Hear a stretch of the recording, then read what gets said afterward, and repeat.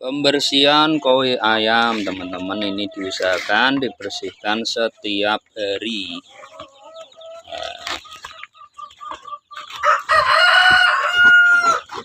Pakai alat bantu susruk.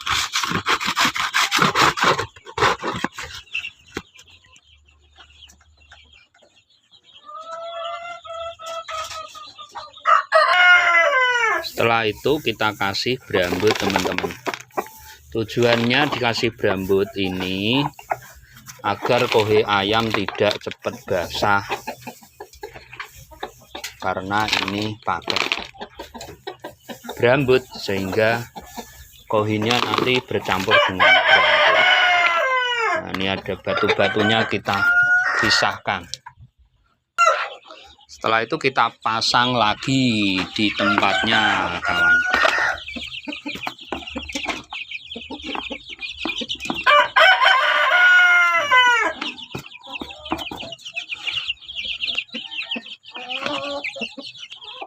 Nah, kita pasang lagi seperti ini kawan.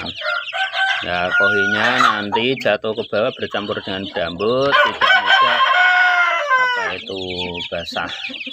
Kecuali kalau air minumnya tumpah, itu pasti ya basah. Tetap semangat kawan.